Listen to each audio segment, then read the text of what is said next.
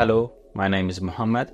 I'm a Jordanian Palestinian, and I'm here to tell you about my home that I never been into. So in this video, I will talk about the history of my home since the biblical times until our present time, and I will tell you about the history as it is.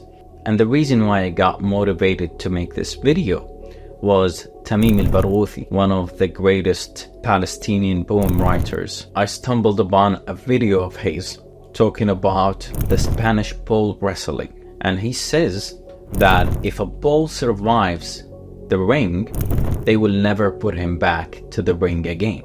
Not because they want to reward him or anything, but because the bull has a strong memory and he is very fast to learn.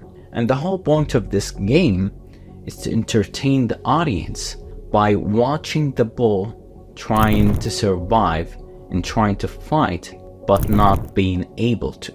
So he says your memory is your protective shield. So remember, always remember your history. So that stuck with me for a while and kept me going to making this video. And I think the first person that you have to fight here is yourself. To stay until the end of this video and learn more about the conflict and trying to understand it and trying to have your perspective and your thoughts on it, so you can be able to fight for yourself. So fight yourself so you can fight for yourself. Oh my God, that was deep. Oh my God. If I'm ever writing a book, I'm definitely putting that in the title. I mean, like, I don't know, like I'm speechless now. So let's start the ancient biblical history of Palestine. 1,000 years before Jesus Christ was born.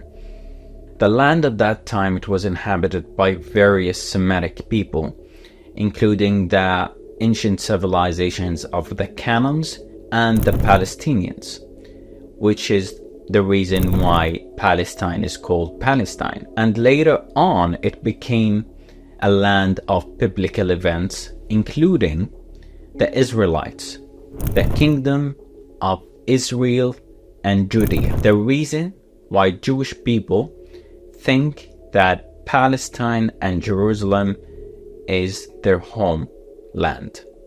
Now, I want to ask you a question here. Like, I'm a normal person. I'm not a historian. I'm not a scholar. I'm not anything. And if you are a normal person, I would like to ask you, name me 3 events that happened at that time. Would you be able to do that? This is how ironic it is for people to say such a thing. If you can't remember something that happened at that time, and you're telling me that your ancestors lived here and this is your homeland? Dr. Roy Casagrande is one of the greatest people to talk about history, and he's specialized on the Middle East. And he says something that shocked me, and it will shock you too. Just wait until you hear this.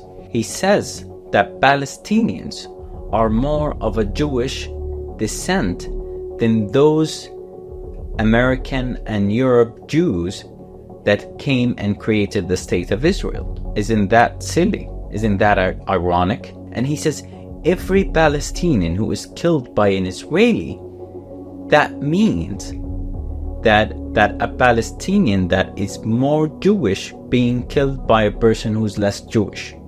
And he says it's true that these European and American Jews are practicing Judaism, but it's also important, these Palestinians, their ancestors were Jews and they were practicing Judaism, but then they converted to Islam and Christianity. Isn't that shocking to you?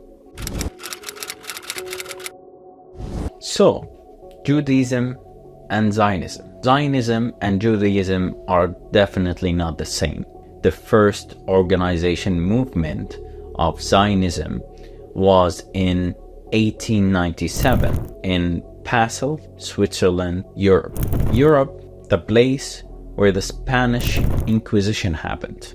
In 14 1992. And if you don't remember what happened, then let me just remind you a bit. At that time, the Romans forced Jewish people to convert to Christianity or they will kill them. So the only option, if a Jewish person wanted to stay Jewish, he would come to the Arabs. He would come to us to be saved and to be protected.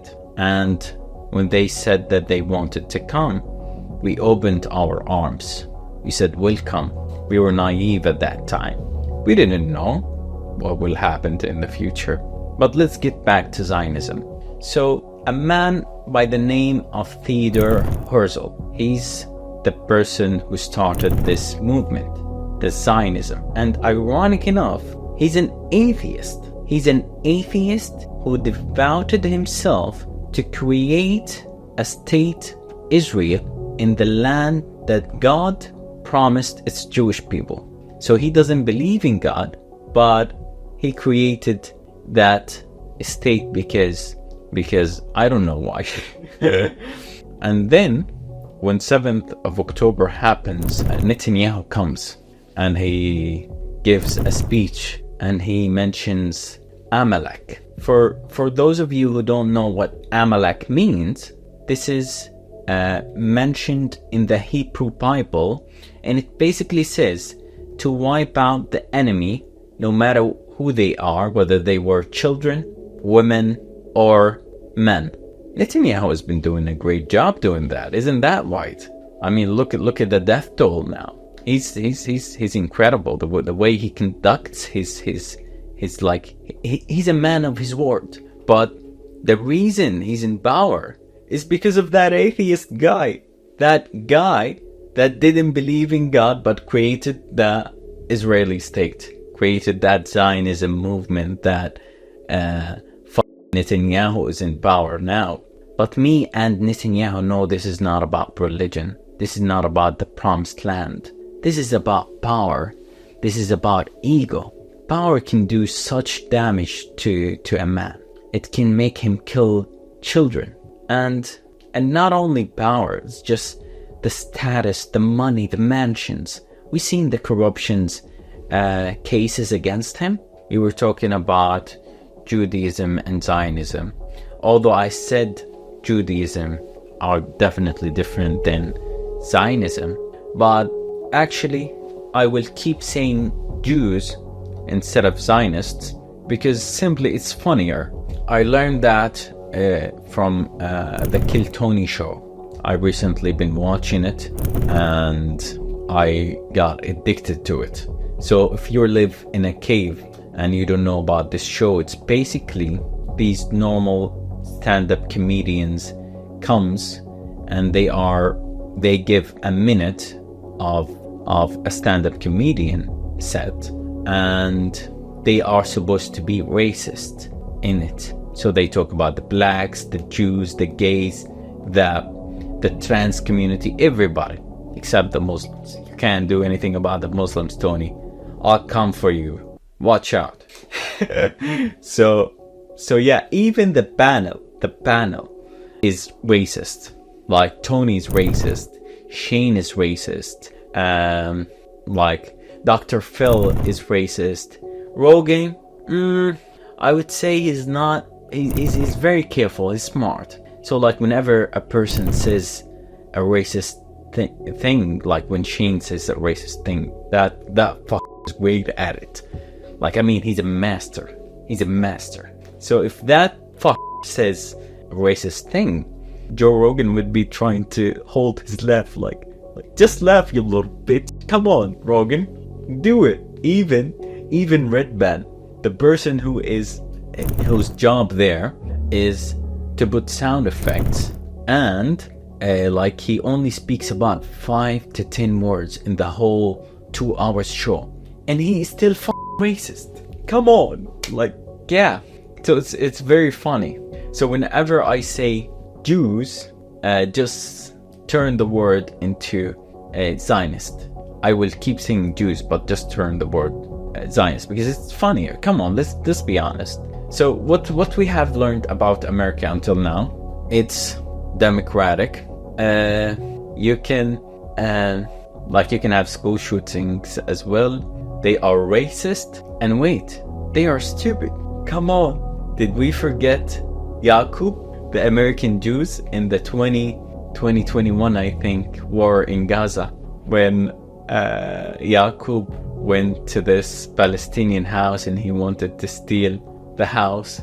Actually, let's see the video. Let's just see the video, and you judge based on that if he is stupid or not. You are stealing my house. And if I don't steal it, someone else is gonna steal it. No one is allowed to steal it, يا عمي. No one is allowed to steal it, يا عمي. Like, it's very simple. Like, we've been saying that for so many years, for 75 years, and nobody believed us. But when Yaqub said it, the word just said it's true. And I think Netanyahu reaction would be, I would pay millions to get that reaction. I think he was like, these stupid Americans.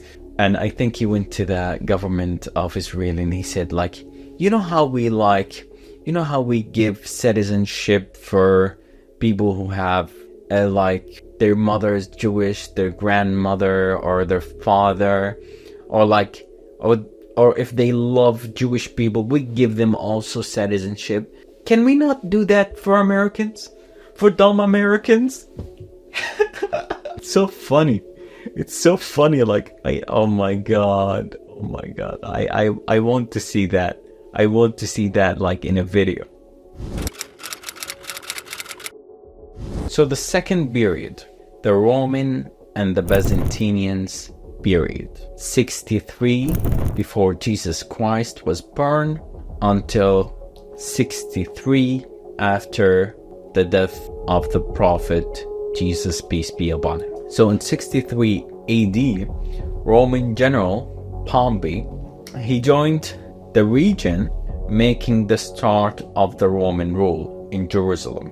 And Jerusalem was destroyed in 70 AD by that general himself and the Romans, and which led to the Jewish revolt. Now, the Jews weren't successful. They weren't successful like this time. Like, come on, like they're killing so many people and nobody cares. Like, come on. It's like, why weren't you successful at that time? Just had the land for so many years that I can understand that the reason why you took my land, it wasn't because of 2,000 years ago, it was just because of 1,500. Let's say, I'll give it to you. I'll give you my home if you came 1,500 years ago. That's a pass from me, a Palestinian that was never been into Palestine. Yeah. So they weren't successful, and the Romans continue. So until the 63 AD, known later as the Byzantine, ruled Palestine, and that's why there were many Christian sites and biblical things happening, because Jesus was born there, and these kind of things. It's religious things. So like, in the first place, like, Christians were the reason that you were killed in your own kingdom, in your kingdom. So Christians, the one who did that, not the Muslims. So why are you coming to me and start killing me to get my home? Okay, I forgive you. No, I don't. I'm making this video because I don't forgive you. Why the hell am I saying I forgive you? Wait, I don't. Until the period comes, the Rashidiyun Khilafah, Abu Bakr. After the death of the Prophet Muhammad, peace be upon him, he decided to unify the Arabian Peninsula and sends the armies to conquer these Arab territories, and he unified them. And at the same year, 633, he unified the Arab Peninsula. It was the first time in history that an Arab empire, or in Arab history, it was a unified empire. So they got together and they had one army, they had one military. Abu Bakr, he sends at the same time, at the same year 633, he sends two armies at the same time, one to the Persian Empire and one to the Roman Empire. And I want you to imagine he was outnumbered, outmanned, out technology, out everything. How could they thought that they would be able to prevail in such a scenario? It's incredible. It's something, you know? It's something that you wouldn't be expecting, but they did it. The Persian Empire, a 1200 years old empire, now is vanished. And the reason being is Muslims and Arabs. And the Romans, Khalid bin Walid, there's this very beautiful story about Khalid bin Walid when he went to the Roman Empire to conquer it. One of the Roman emperors at that time, when he heard that Khalid bin Walid and his army coming towards him, he was very scared. He sends a messenger to Khalid bin Walid and he tells him that let's negotiate, because he didn't want to go to war with Khalid bin Walid. He heard the news, he heard that the Persian Empire was destroyed. So he was so scared and he was asking to negotiate. So what does Khalid bin Walid say? He said, I heard that the Romans' blood is the most delicious one. We are coming to drink it. Oh my God, we are coming to drink it. How did he get that strength? How did he get that strength? I mean, he was outmanned, outnumbered. Come on. And he goes to the Roman, he prevails, he goes and he sits on that Roman emperor chair and they give him the blood of the Romans and he takes it and he takes a sip and he spits it out right away. I don't want to spit here like it would be disrespectful. But he spits it out and he says, they lied to me. It's disgusting. It's disgusting. It's not delicious. Come on. So, yeah. So some people would say that didn't happen, but some people would. The some people that would be me, because I imagine that in my head and I like to take it as a truth, as a fact. So the Rashidiyun have this control over Palestine as part of their land. And so after the time of the Rashidiyun, there comes Umayyad Khilafat, and then Abbasids, and then the Fatimite, and then the Crusaders. And they last for about 88 years. So the Crusaders are Christians, okay? And the question here, they were in the AD times. Why don't they claim their land back? Weren't they in Jerusalem for 88 years? In the AD period, not in the BC period.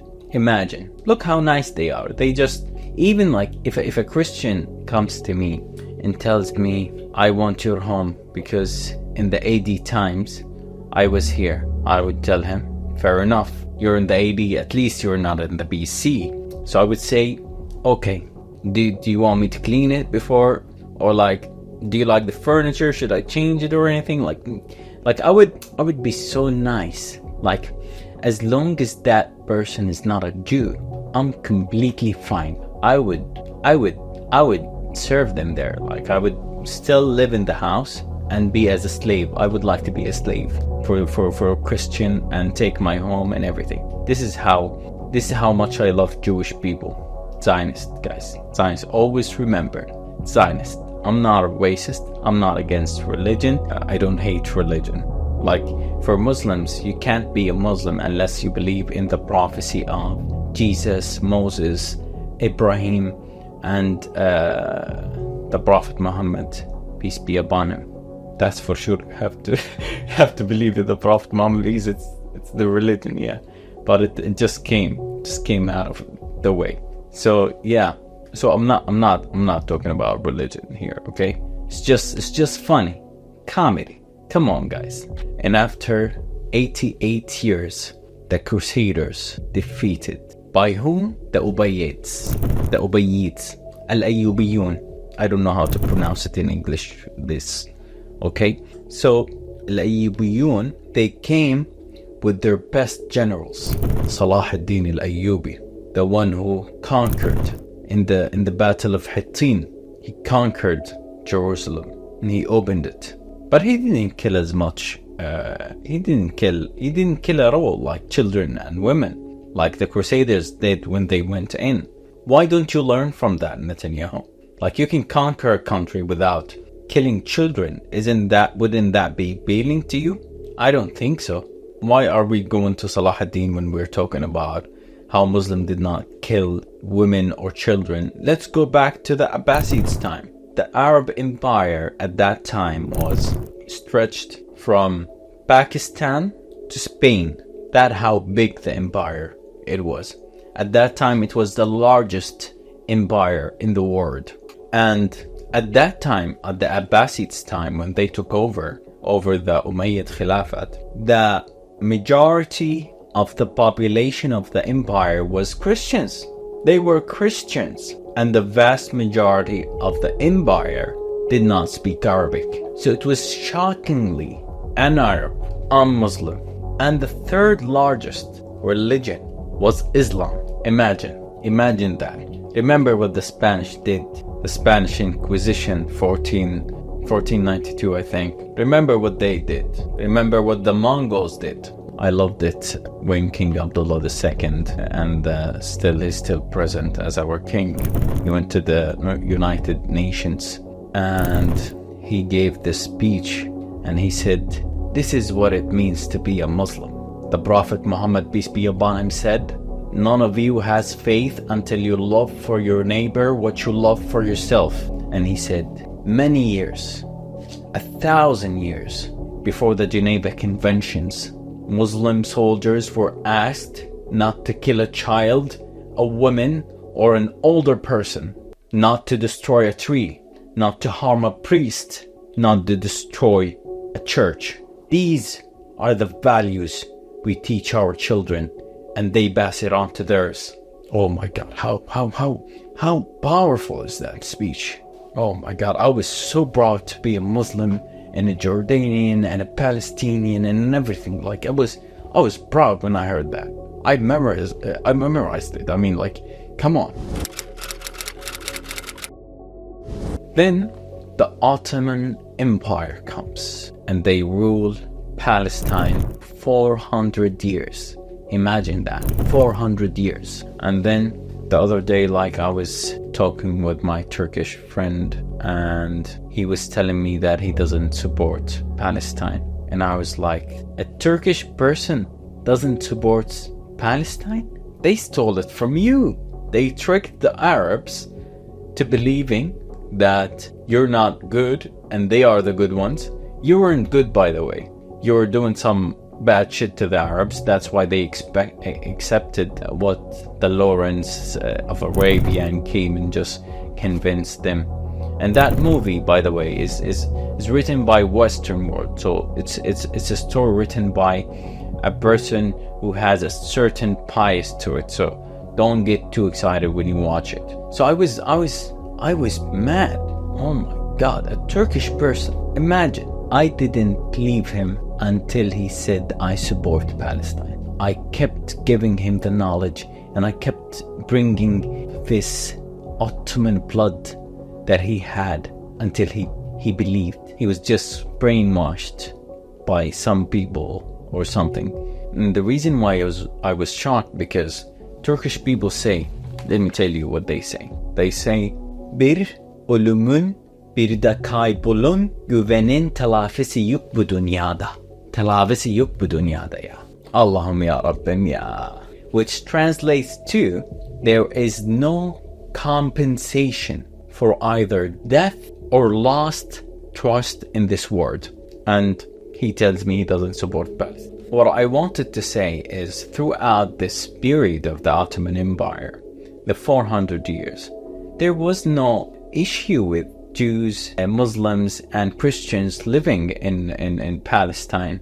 They were coexisting peacefully. They were doing their thing. I don't know what they were doing, but they were doing something. And they were happy with it. And they were neighbors. And now, let's look at Israel now. The apartheid country. that has certain streets for Jewish people and certain streets for Muslims. Since I talked about the king, I can't forget his wife, Her Majesty, the Queen, Rania Al Abdallah. You know what she said in a speech of her? She said, this is called, she said that term about what happening in Palestine. She said, this is called anti-Palestinian racism. And she said, when was the last time the word accepted people being judged and oppressed based on their identity? Oh my God.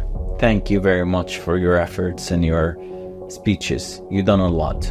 And now let's have a look on a video that describes how Israel is such a democratic and not a very racist country. Like people say that the government is racist. Let's look on this Israeli civilian, the one who killed Muhammad Khidr. Remember?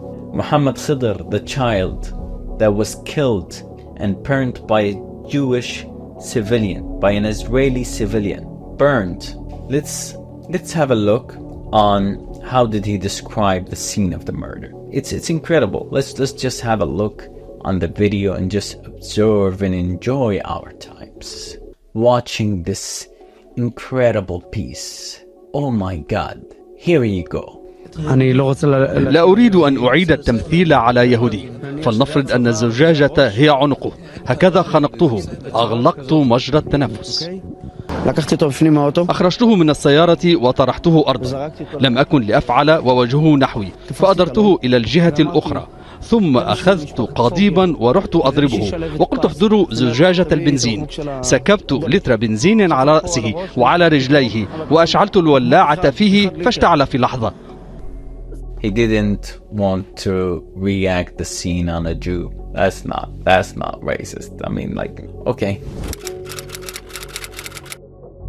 Let's go to another period. The period, the British Mandate, or the Britain, United Kingdom, the colonizers, the people who fucked us, the people who fucked the world, and the country who was famous to get its money so it can colonize other countries. It was the first drug dealer country. So the first thing they start drug dealing was tobacco. And that's okay. Like it's now it's okay. I can't live without shisha. I need tobacco. I need to smoke shisha.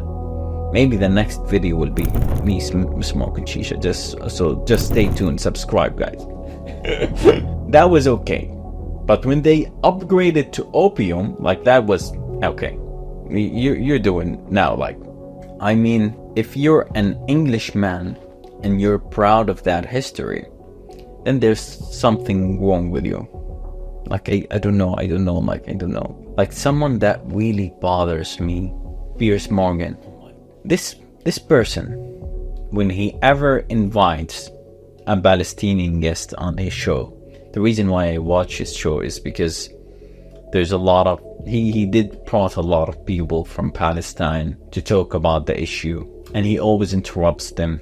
And he always starts with the question. He asks, do you condemn what happened on the 7th of October? He's a journalist. He knows the numbers. Let me get the numbers. So, do you want to convince me, Piers Morgan, that you don't know that there has been since the 1947 until our time right now, there has been 994,000 Palestinians and Arab being killed. And let aside from killing people of Palestine were displaced 1 million, not just Palestinians, and also Syrians in the Golans and like in China as well. So I combined the numbers. That's how I did it with how many people were killed since 1947. There were 1,175,000 people were displaced from their countries. And listen to how ironic the number from Israel comes. Compared to Israel numbers, 11,861 Israelis have been killed. And he wants to condemn Hamas. So following the World War I and the defeat of the Ottoman Empire, Britain took control over Palestine under the League of Nations mandates. So in 1917, the Balfour Declaration expressed British support for a national home for a Jewish state, which led into an increased immigration of Jewish people to the state, to Palestine.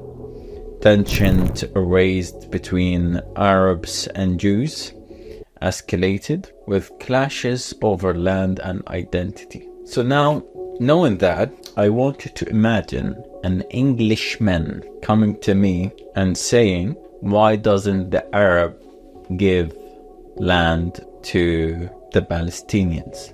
Don't they have much? They don't have a lot? Like, I don't know what can I say to this person, actually. Like, there's no words. And the question is very simple. Why don't you give them Manchester? Or didn't you the one who accepted the Balfour Declaration, and you gave them the land, and then you went away and left us with the Jews? Or America? Why not America? America, the reason as well for accepting the Jews, because you know why America supports Israel? It's very funny, I would say, because Jewish people have a lot of control, have a lot of money in America. That's the reason. Because something we said about America, it's a democratic and racist and all of these things, but we forgot to mention the most important one, which is it's a cheap country. You know how much AIPAC spends money on politicians in America? $100 million. I mean, if Muslims get together, and we're like about 2 billion. So if each of us gives 50 cents, you would have 1 billion. I will buy America. I will buy Kill Tony show and go and be the host on it. And I will buy every person. No, but I don't believe that every person is what the government is. Like these are politicians. They can be bought. Like Biden is his price is 11 million. I think we can buy him or something. So if Trump gets into power, we'll just give him a bit more. Like if AIPAC is giving him 5 million, we'll just give him $5,000,001. He would be bought easily. Yeah. And actually, why doesn't America give the New York or something? Ironic enough, the Jews asked the United States if they are willing to give up Arizona for them to create a Jewish state there. And the United States said no, but they are willing to give other people's land. They're not willing to give their land. But imagine if it was Arizona was a Jewish state, it would have been amazing. I wouldn't be against it. Like I would actually move the Temple Mount and the Ibrahimi Mosque stone by stone to this one of the 7 natural wonders, Grand Canyon. Like we can build it there, rebuild it in the Grand Canyon. Isn't that a great idea? Like just having 2 things, stunning. Jews, if you accept that idea, just call me, just email me. Yeah, but don't you think it's interesting? Because we can do that. Like we can actually move temples and these things, because the Germans did it. There is actually now a museum that is in Germany. It's called the Pergamon Museum. They have a whole Greek temple that was taken out of Turkey. They took it stone by stone from Turkey. The gates of Babylon from Iraq. Isn't that interesting? The fucking Germans, the one why we need to give Jewish people a state in the first place. Like, if you think about it, there's so many religions. There's this religion called voodoo. It's like dolls and black magic and things like this. Why don't they have their own countries? That's discrimination against them. Voodoo, if you do some black magic towards Israel and you just do some stuff and it will end, I will give you my home in Palestine. I'm telling you, I'm giving the homes to the Christians, to the Voodoos, but not to the Jews. Okay? This is my home. It's my home. What are you gonna do about it? So, the Voodoos, yeah. So, but the thing is, Hitler didn't burn the Voodoos. German didn't burn them. So why don't you give them Berlin or like Würzburg or like whatever, like Frankfurt? Do you want me to name you more? Like just your ideas? But no, they like to have this guilt. Okay, we were the reason, so we will never support Palestine because we were the reason. So if you're feeling so guilty for them, take them. It was Hitler's fault. It was your fault, the Germans' fault. Why the fuck should I suffer from that? Why do I have to get burned? Why do you come and burn me in my home, in my country? Muhammad Khidr didn't burn you, man. Come on. We didn't burn you. What was his fault? What was Muhammad Khidr's fault, man? Come on. It's stupid. It's unfair. But there's a poem to Muhdil al-Saqori, a Saudi poem writer. He says something that is perfect for this segment. You will love to hear it, guys. He said, أتظن أنك عندما أحرقتني ورقصت كالشيطان فوق رفاتي وتركتني للذاريات تذرني كحلا لعين الشمس في الفلوات أتظن أنك قد طمست هويتي ومحوت تاريخي ومعتقداتي عبثا تحاول لا فناء لثائر أنا كالقيامة ذات يوم آتي أنا كالقيامة ذات يوم آتي. Yeah, that's something. Now we go to the UN partitioning in 1948, the Arab and Israeli war. In 1947 to 1948, where the catastrophe happened. In 1947, Jewish groups started their plan of possessing the land by the help of the drug dealer country and also the racist and the cheap country, and they started killing Palestinians. The UN comes and proposes the partitioning of Palestinians into two separate states, one Arab and one Jews. The plan was accepted by Israel, by the Jews, but rejected by the Arabs. And I want you here to understand this. Like, you would say, why didn't the Arab? They always say, why didn't the Arab accept to take that deal? But let's go back to the story, the one I told you about the man knocking on your door and comes with tanks behind him, comes with a huge army behind him, and he tells you, you either take one room of the house and give me the rest of it, or you will be killed. And you know, like, we're Arabs, we have a lot of pride. Come on, Saddam Hussein, he didn't want to say that he didn't have weapon of mass destruction, and he killed all of his people because he had a lot of pride not to say I didn't have mass weapon destruction. Come on, man, just say it. So that happened. They offered them the room and they said no. Another example I can give you besides Saddam Hussein, there is this person, this great writer and journalist and a political activist. His weapon was his pen. Do you know what I'm talking about? Hassan Kanafani, that great writer. He has this interview with with, I don't know, like some American journalist or something.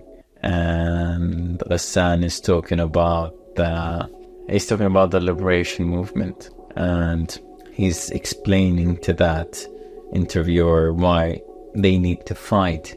But the interviewer is like, he's smart. Like he hits the emotions. He's like, I'll just play it, and you see how does Ghassan Kanifani becomes the interviewer.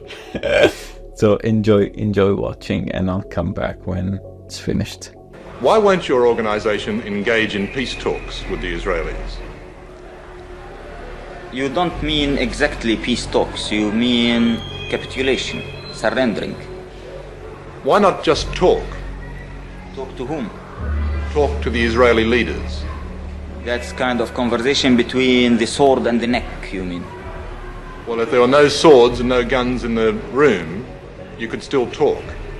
No, I had never seen any talk between a colonialist case and a national liberation movement. But despite this, why not talk? Talk about what? Talk about the possibility of not fighting. Not fighting for what? Not fighting at all, no matter what for. Yeah, and people usually fight for something and they stop fighting for something. So you can't tell me even why should we speak about what? Well, stop fighting. For what?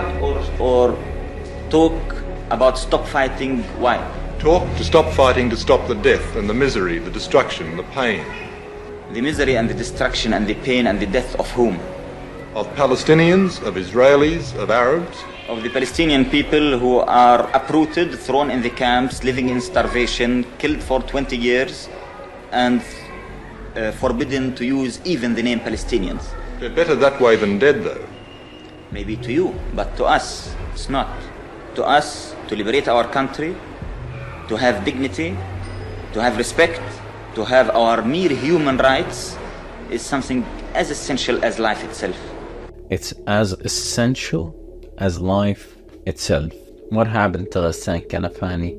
Assassinated by Mossad. 36 years old, a young chap. His weapon was this. He was too dangerous for these Israeli fighters. Anyway, let's go back to, after the war happened, and what happened, that's when the Nakba started, and the Arab-Israeli war happened. 750,000 Palestinians were displaced at the time of the Nakba, and it was a disgrace. The war, like 3 countries, Jordan, Syria, and Egypt, they went and they couldn't do anything. Imagine. The Palestinians were really happy, like when the Arabs came together and they said we're gonna fight, and at the end they were disappointed, and that's when the Israeli state was declared in 1948, capturing 75% of historic Palestine. They say it's historic Palestine, but to me, to many Palestinians, will always tell Palestine. There's no such thing as historic. It will be always in our souls, Palestine. Because Maulana Rumi says, I don't love you with my mind and heart. I love you with my soul, in case my mind forgets and my heart stops. And then the 6-Day War, 1967. History repeats itself again. 3 countries, 3 Arab countries with military, and they were scared of that drug dealer country and the other country, the racist one, and the cheap, and I forgot the democratic.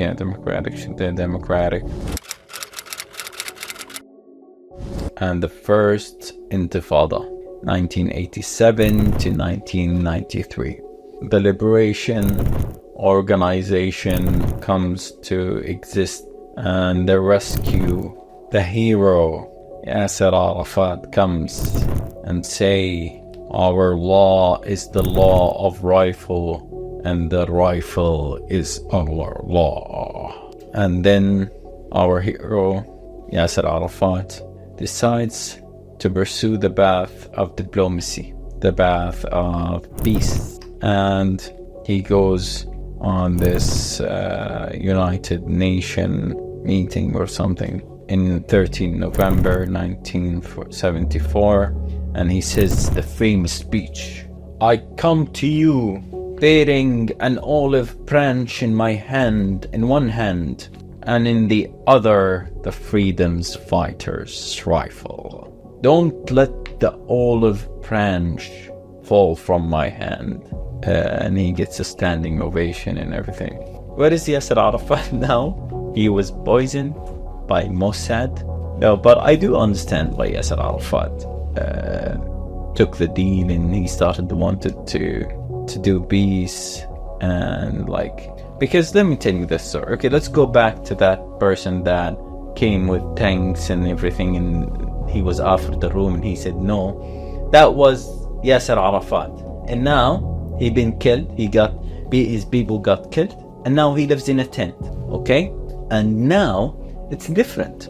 Now an American, a German, and an Israeli goes to his tent, and they ask him, "We killed your people, we displaced them, we killed the Arabs, we took the Golan, we took Sinai, we defeated the Arabs. They will never come and help you.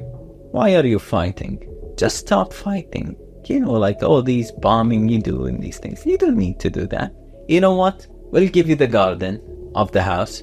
You know, we'll give you the garden."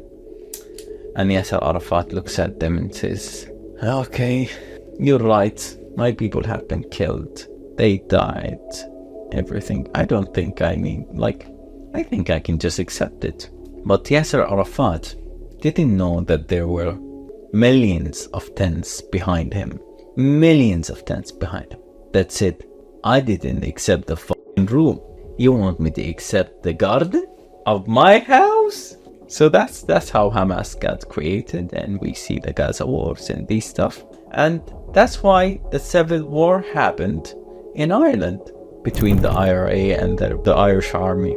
Then because these Britain, they came to Ireland and they said, "Okay, we'll give you Ireland, but you have to give up Northern Ireland for us."